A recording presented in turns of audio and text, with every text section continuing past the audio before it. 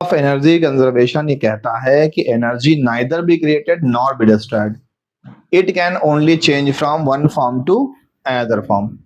यानी ना तो हम एनर्जी को क्या कर सकते हैं, जनरेट कर सकते हैं, ना ही उसको हम डिस्ट्रॉय कर सकते हैं। एनर्जी को केवल हम वन फॉर्म से दूसरे फॉर्म में कन्वर्ट कर सकते हैं। सपोज दैट यहां से जो ऑब्जेक्ट था वो कैसा था, फ्री फॉल था, ऊपर से फ्रीली नीचे आ रहा है, बीच में कोई भी एक्सटर्नल रेजिस्टेंस नहीं है। तो जब वो ऊपर टॉप पे था तो टॉप पे कैसा था, रुका हुआ था। तो उस समय उसके पास कौन सी एनर्जी थी, पोटेंशियल एनर्जी थी। जैसे जैसे वो ग्रेविटी का नीचे आ रहा है तो उसकी स्पीड बढ़ रही है।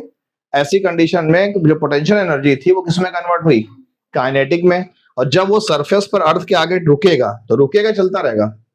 तो टोटल काइनेटिक एनर्जी कहां पे कन्वर्ट हो गई, पोटेंशियल में।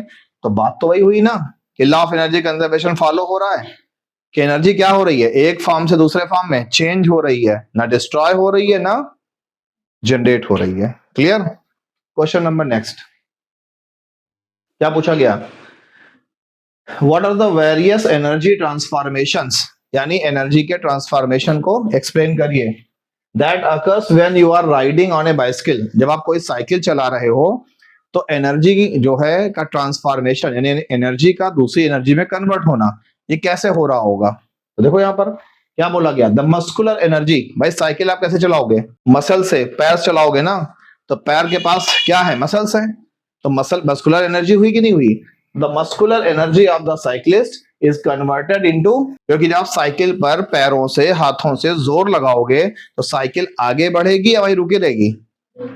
तो जब साइकिल रुकी हुई थी तो उसके पास कौन सी एनर्जी थी, और जब साइकिल मूव कर गई तो आपने साइकिल को एनर्जी दी कौन सी थी, मस्कुलर। तो muscular energy converted into kinetic energy. Clear है। जब ब्रेक लगाया तो kinetic energy converted into potential energy.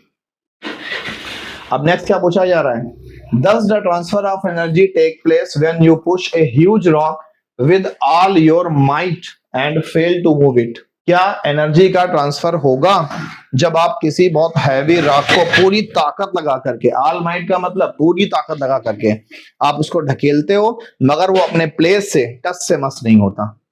तो उस समय आप बताओ कि एनर्जी का ट्रांसफर होगा या नहीं होगा। भाई कुछ तो एनर्जी आप लगाएंगे ही लगाएंगे ना, हाँ या ना। देखो डिस्प्लेसमेंट हुआ नहीं हुआ दैट इज अदर थिंग, लेकिन आपने एनर्जी लगाई। अगर हम बात करें यहाँ पे किसकी, फोर्स की, भाई work is equal to force into displacement. तो आपने फोर्स लगाया कि नहीं लगाया। तो अगर आपने फोर्स लगाया तो तुम्हारी कुछ एनर्जी खर्च होगी या नहीं खर्च होगी, तो एनर्जी तो कंज्यूम्ड हुई ना। वो अलग बात है कि वो जो रॉक था वो क्या नहीं हुआ, डिस्प्लेस नहीं हुआ। तो अगर रॉक डिस्प्लेस नहीं हुआ तो W is equal to 0, work done 0 हो गया।